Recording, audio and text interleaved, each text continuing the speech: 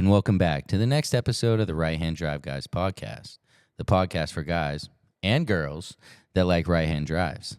I'm Bobby. This is Aaron. Yo. And here we are back again in the garage with another guest. And this is actually pretty cool. You know, we've been doing this podcast for quite a while now. Yeah. You know, we've hit some milestones. We've hit 50, 100 episodes, X amount of tens of thousands of listeners. Now we're going to have our first female guest.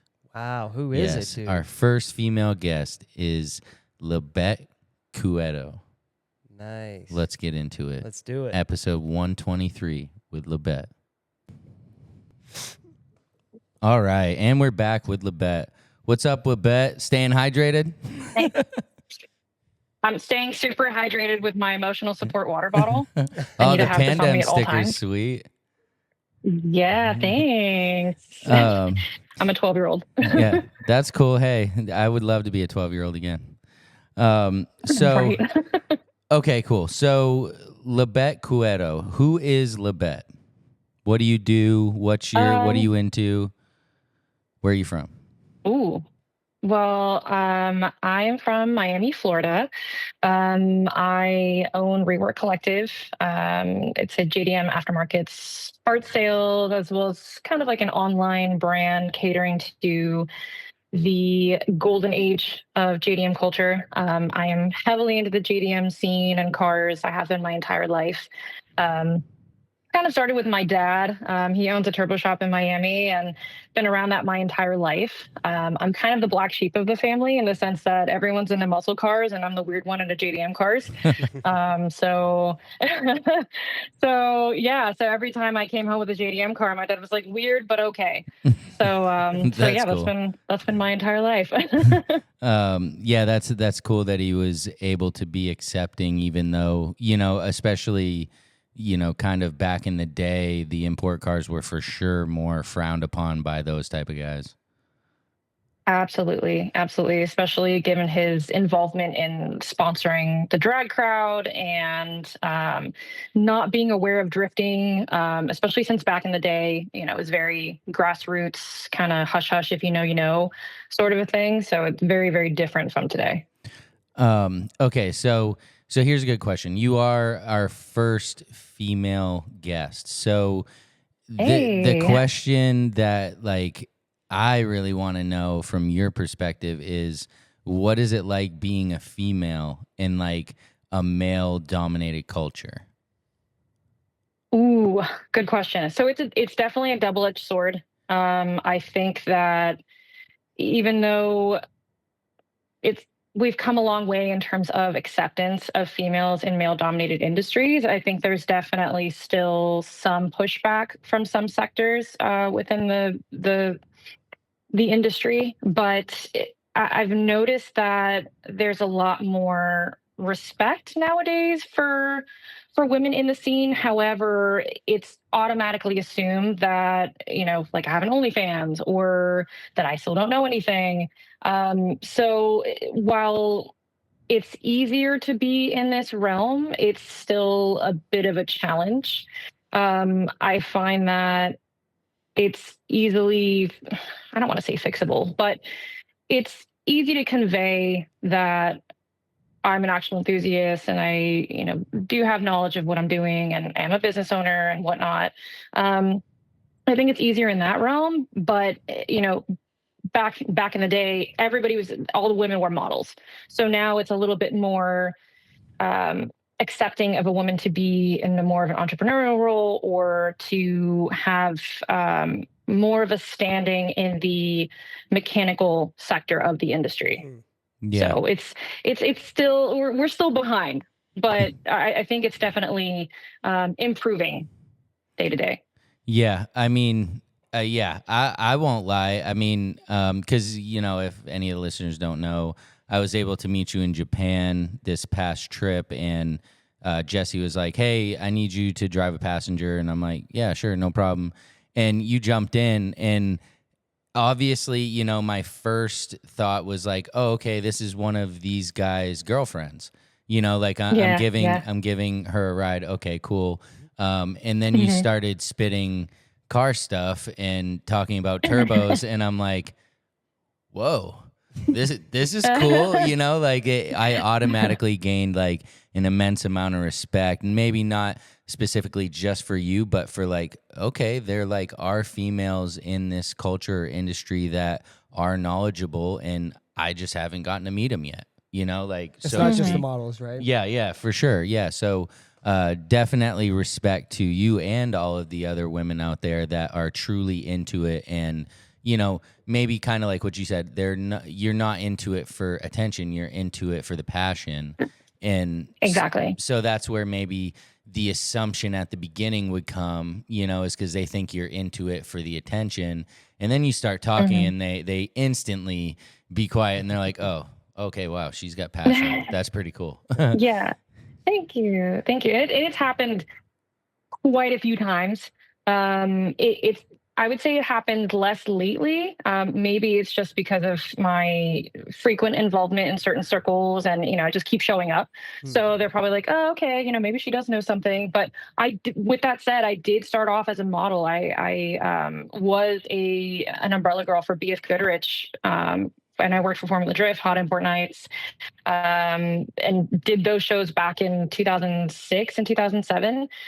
So, transitioning from that role took a bit of time in terms of people being aware that like, oh, okay, cool. Like there are women, as you said, who are knowledgeable and are passionate and don't leverage their involvement in the industry through, their bodies or for attention or whatnot for income. Yeah, that's cool. I didn't realize that you worked during that time. That's pretty sweet. That was like a really awesome time to be in the industry and kind of experience that like that heyday back then, right? Yes, it was awesome. It was back when things were affordable. Yeah, that's for sure. Well, yeah. Speaking on that, what got you into import cars originally, way back in the day? I feel like a lot of people say Fast and Furious. Believe it or not, it was Initial D. That was one of the first animes that I had seen. And just being an introvert and being on the internet chronically and seeing videos of Smokey Nagata, seeing Max Arito. Max Arito got me into Mark IV Supras, and that was my dream car for a really long time. And I had one for 7 years. So that whole sector, like seeing D1GP, Namukin, like that whole very, I guess, I don't want to say underground, but very underground for here. It's kind of like you were a nerd if you were into that kind of stuff back then. And then, Fast and Furious came out, and that did contribute to my love of JDM cars. But, again, my dad was like, "You're so weird," but okay. Yeah, that's cool. Like he still thinks I'm weird, but I'm just rolling with it. That like 2000 to kind of like what you said, 2006, where yes, all of those events and people, they were all really like on the come up, so to speak. Like everything was growing, and us too. Like that was a very formidable time in the sense of really learning like what we liked and seeing these guys right at Irwindale Speedway drifting and, doing top speed runs. Yeah, those years really created a lot of people in our industry, I think. Yes. And I think that's the birth of car YouTube videos, when people would be really secretive about their top speed runs. And, there were a select few videos that everybody knew about and like, oh, did you see this video? Like, yeah, cool. So, it's kind of rooted in I guess our generation of car culture. So it's really cool, I guess, segueing off of that to see how it's kind of making a comeback. Yeah. So and still growing. Yeah, kind of like your question a few weeks ago, what kind of created the resurgence of this? And yeah, I agree. We are for sure we were in a valley for a while, but we're like at another peak, and it's pretty sweet. I'm glad to still be a part of it. Yeah. It's cool to see another peak too, because just seeing companies in Japan like HKS, they're still making brand new things for like the RB26. Right. So that's pretty cool. They haven't given up. They're not just reproducing the stuff from 20, 30 years ago. they're like progressing again. And that's really cool to see. Yeah, that is cool. So speaking of parts, right? So you kind of touched on REWRK Collective and you know how you're kind of doing parts and it's kind of a culture thing. Can you really break it down for us and like how you came to the point that you're like, I want to like do my own thing instead of maybe following the path of somebody else? Yeah. So I have been, well, what ended up happening is I was working with my dad for a while with his turbo business, and I still do. And then I ended up opening a turbo business up here in Tampa, Florida, and then left that. I went into the healthcare industry for a few years during that valley that we were in terms of the car scene. I was like, I'm just not feeling it anymore. I wanted to do something different. Came back into the car industry with my dad's business, and they mostly do diesel stuff, and nothing against that, but it's just not what I'm passionate about. And so after a while, I was like, you know, buying parts for my cars, and it's less difficult nowadays, and it's quite oversaturated, if I'm being honest, in terms of importing parts, and kind of everybody and their mom is the parts monkey. But I really wanted to really feed into this revival, so to speak, of the JDM scene and culture, and really push parts that were harder to find and were very authentic to the old school JDM culture, and make that more accessible for not only myself, but everybody else. And, you know, necessity breeds innovation. So I needed certain car parts, and I was like, you know what, I might as well make this more accessible for other people as well. You know, even if there are plenty of other companies doing the same thing that I do, but, you know, if I can continue to, you know, be another person that contributes to the growth of this scene and pushing these authentic companies, you know, that especially some of the smaller ones, that's kind of where that came from. And I really wanted to see that grow and continue to grow. And, you know, seeing the passion that a lot of people have for it, that I had for it, I was like, all right, let me just share the wealth, you know? Yeah, absolutely. I think that goes a long way when you're just talking about the pure passion, right? And seeing the need for your involvement to help progress this, to keep it around. So maybe we're not hitting those valleys as soon, you know, not just because you, but even because of guys like us and everybody else doing their tiny little part just to keep this going, because we know what the valleys felt like, and none of the people our age want to really feel that again. Like, we're trying to ride this peak like for a while, right? Right. Exactly. And I see that there's a lot of controversy regarding that, but I think it's a good thing. Like, I think all the social media push, and, you know, all these reels about Japan, or all these reels about drifting, you know, I don't think I've ever seen this much coverage about drifting or grassroots drift events or pushing events. I mean, even Fuel Fest this weekend, there's insane traffic to get in. And I remember back in that valley when events were being canceled because there just wasn't a demand back then. So I think it's an awesome thing for, you know, like you said, us contributing in a way to the growth and sustained growth of the culture.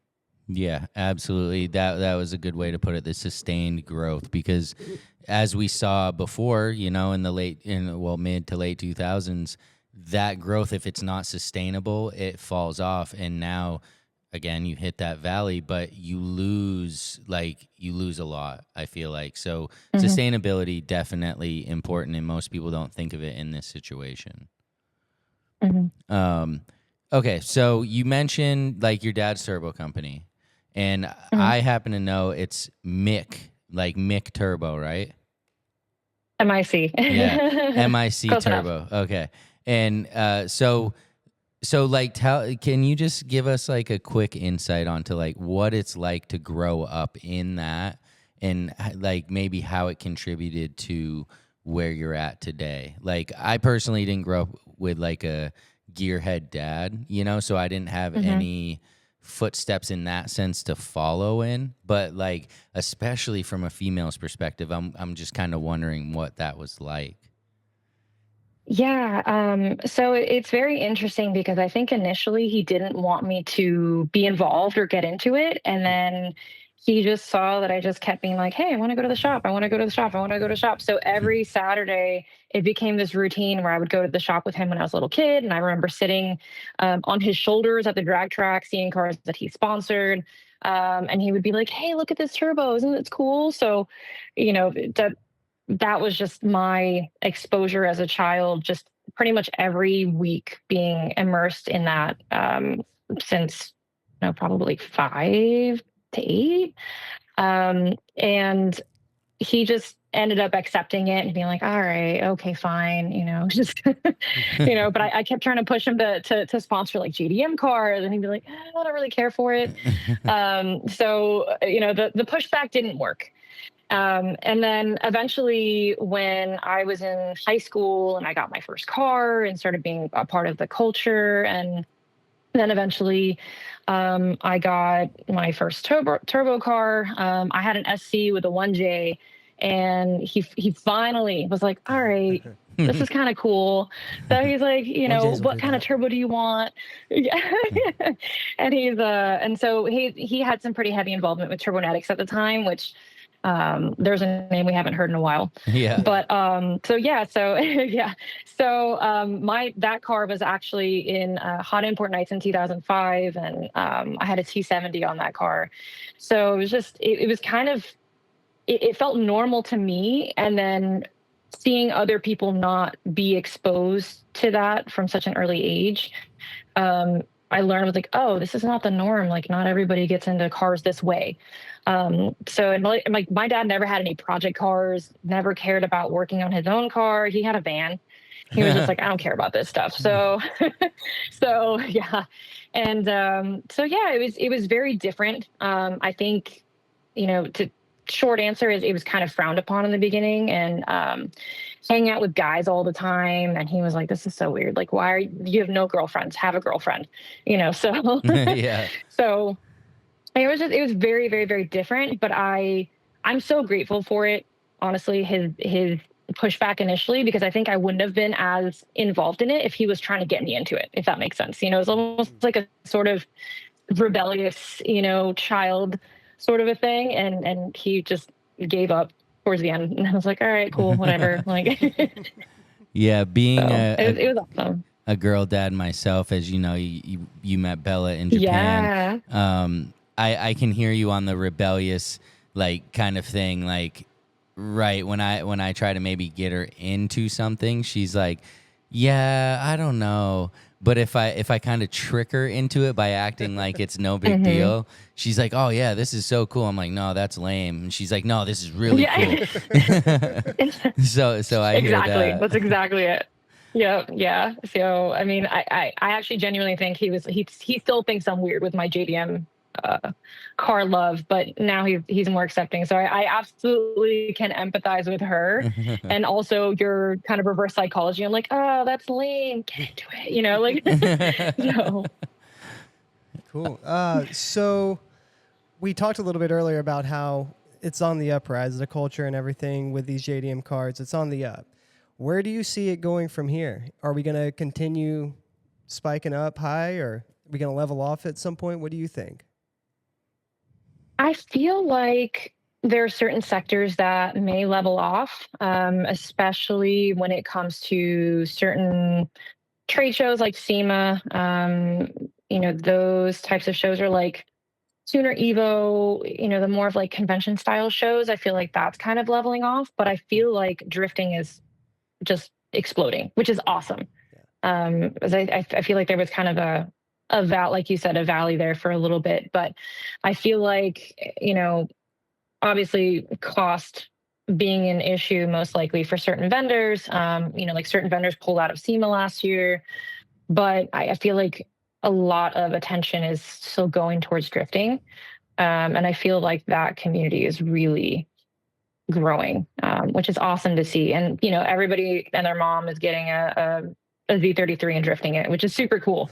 They're like the new S chassis, Yeah, for real. So I feel like it's both. I feel like certain aspects of it are starting to dip, and then others are starting to or continuing to grow. And I feel like it's probably going to always be like that. Hopefully, you know, with the expansion of the EV sector and, you know, laws being put into place and tracks being torn down, I hope that we continue to see drifting grow. Yeah. I think it is. Did you see that Daigo Saito is coming back for 2025?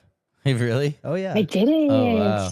Yeah. I don't That's know. awesome. Like, I've seen a couple of things. I was like, wow, that's going to be sick. If he comes back, like, drifting in America is definitely, I feel like on the professional level is leveling up again. Yeah. Especially if Daigo's coming back, it's definitely got to level up. Oh, for sure. He was getting Absolutely. bored. He was like, dude, I'm tired of just building other people's cars. I need to go hammer these.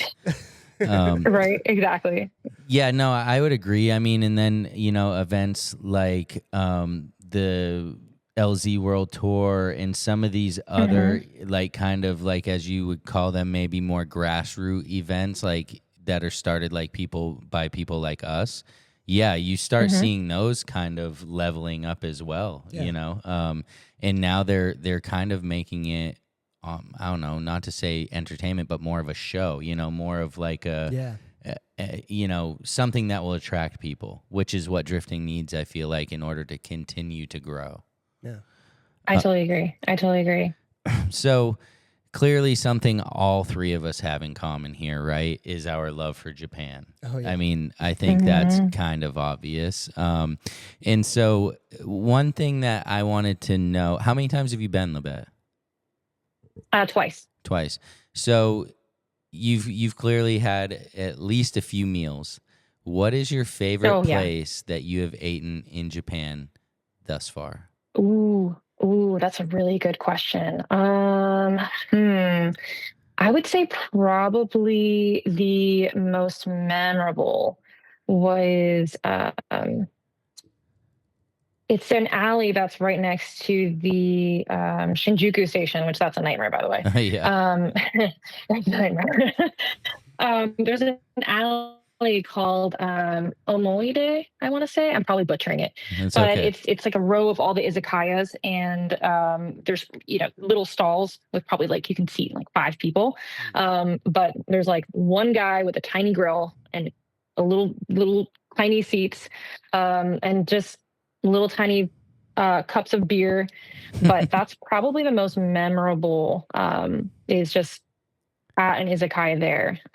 Otherwise, I had amazing ramen in where was I? I was in Harajuku, which is an awesome spot too. But some of the ramen, like the ramen there, $8 for like a giant bowl of ramen, and then it's like $20 here. It's crazy. Yeah. It's crazy. So yeah, there's a spot. God, I forgot what it's called, but it's right above, I want to say, a Moss Burger, and then there's an I Am Donut nearby. But probably the best bowl of ramen I've ever had in my entire life. Yeah, it is so next good. I mean, you level can. It's kind of hard to find. Yeah, it's kind of hard to find bad ramen out there, though. Yeah, it is easy to find bad ramen around here, though. Yeah, no, it really is. It really is. All right, I know you got one more for her. Yeah. So if you could have one car for the rest of your life, that's it, one car, what would it be? Ooh, good question.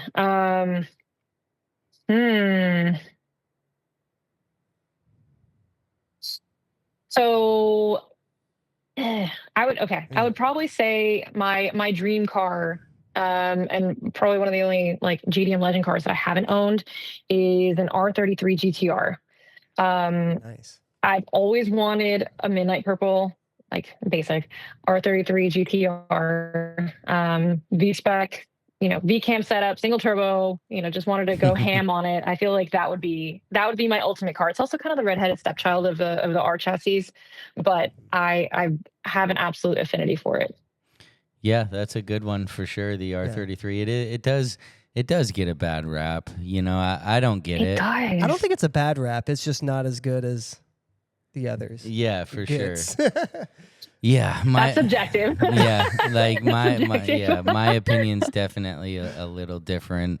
I would take a 33 over a 32 any day, but I Thank you. definitely Thank you. would not take a 33 over a 34, but that's just A me. 34, yeah. Yeah, it's just Yeah, well, the 34 is so smooth and just The 32s feels. aren't. Yeah, no, They're I know. just kind of.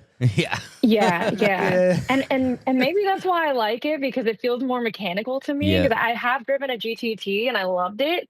But the 33 definitely has that, JDM shitbox kind of feel to it, which I Yeah. really like. Yeah, it's more raw for sure. Exactly. So, it's like it kind of feels like it's gonna fall apart, but it kind of doesn't. And I like that. Wow, that's exactly how I feel every time I drive mine. I'm like, is this about to fall apart? Dude. It never does. though. Exactly. Right? That's the Exactly. feel, man. you know? Mm. That's good. So one thing, like being our first female guest, one thing I really felt like would be important is kind of advocating for younger people, like females, to get into this, right? Yes. Because Yes. that it is an important part. Like females bring a different style, flair, attitude with their builds and the things that they do. And so the question I have is, what advice would you give to a young female who is gaining interest in these cars? I would say to be authentic to yourself, and to not take the probably inevitable undermining that you'll receive personally. Probably one of the best things that I ever learned in this industry in general, or just in life in general, is that the way people treat you is a projection of themselves generally. And being in a male dominated industry, women are pretty often just underestimated. So I would just say, do your research. Also ask questions. Don't be afraid to ask questions. Don't be afraid to be yourself. Um, you don't necessarily have to be girly to do your build, and that's okay. I've always just kind of a little sidebar, like every time someone's like, oh, I thought a guy owned this car, I'm like, you know what, that's awesome. Like, I don't have to scream pink and purple, and that's okay. You don't have to do something that's inauthentic to yourself, even if there's just some sort of like gender assignment to whatever parts you want to buy. I think in summary, just be yourself, put yourself out there. You're going to get hate no matter what you do. So it's absolutely true. And if you're passionate about it, that's all that matters. Yeah, that's the big line right there. If you're passionate about it, that really is all that matters. Fine, like if everybody's actually into that, that's cool. But I think there's a pretty noticeable difference in terms of who is building to fit in, and then who's also building because they're passionate about whatever parts they put on their car, or whatever kind of message or image they want to relay with their build. So I think authenticity is super important, and I think that, and this doesn't even apply to women in general or young girls, but I feel like everybody should just be less concerned about what other people think and just do what you love. Yeah, no, I agree. I mean, especially with more and more people coming into the game, there's going to be a lot more people just doing the same thing. So like you said, if you do what you love instead of what everybody else loves, it's going to be way more rewarding in the end. Okay, so last question here, okay? What do you currently drive, and what is the best memory you have in it? Ooh. So I currently drive a 2015 WRX STI. It has a Pandem kit. It was my daily that got way out of control. We've all been there. Way out of control. That'll happen. And yeah. And I should preface this by saying that I am not a Subaru person.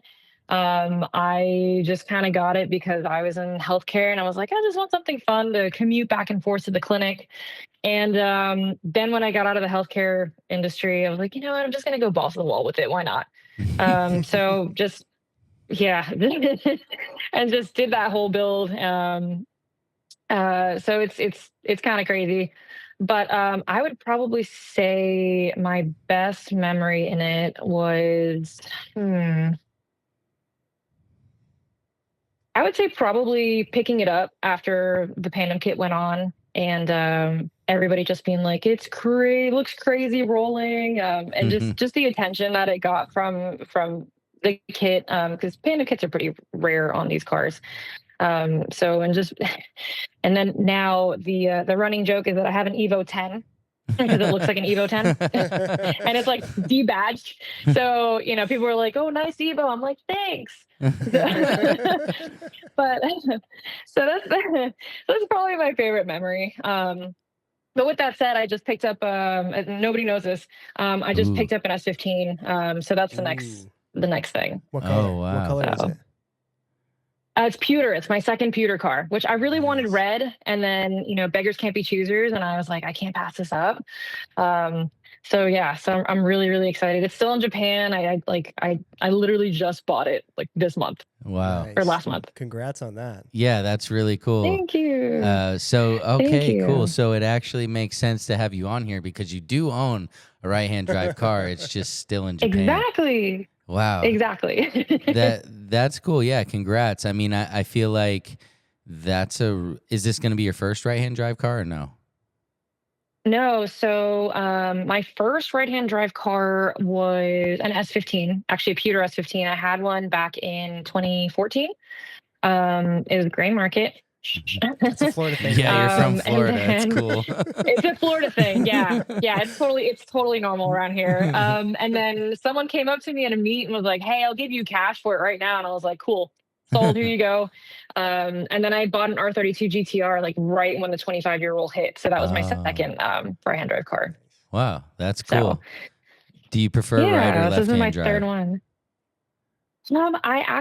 So if I'm up to some spirited driving, I prefer left-hand drive because I'm a righty. Okay. But as far as just cruising, I actually like right-hand drive. And I don't know what it is, but it just feels really cool. Like, example, I don't care about R35s here. I know it's going to cause some probably drama, but when I'm in Japan and I see right-hand drive R35s, and I rented one last trip, I was like, "This is awesome! Like, this is so cool." So yeah, I mean, short answer is right-hand drive. That's cool. That's sweet. I'll be excited to see when the car lands and how you kind of do your thing to it. That'll be exciting. Thank you. Yeah, I'm super excited for this build. So, okay, cool. Well, all right. So we don't want to keep you too long, but what we do want to know is how can our listeners find you if they want to see what you're doing, if they want to support you, whatever it may be, how can they do that? Awesome. So you can find me on Instagram at REWRK Collective, REWRK Collective. I also have a personal page that I don't really post too often on, and that's at Leb, CLE, 4 B's and a C as in cat. And then I also manage my dad's turbo social media. It's at MIC_turbo. Wow, that's cool.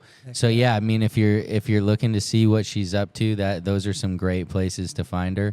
And then shout out the REWRK website. We'd love to hear that as well. Yeah, REWRKcollective.com. I sell aftermarket parts, merch, a lot of niche brands that are not on every other car part website. That's cool. That was a good play to kind of support the small guys as opposed to just getting those accounts that everybody has. Yeah, like everyone has a Turn 14 account, but yeah.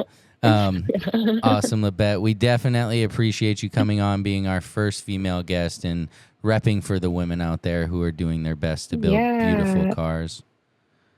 Thank you so much for having me. That means a lot as a female in the community. It's representative of the community growing and being more accepting, and it means a lot. So I truly appreciate that. Hell yeah, we're all about it. Absolutely. Yeah. Sweet, Lebbet. You have a good night down there in sunny Florida. Thank you. It's raining today, but we'll go with that. Peace.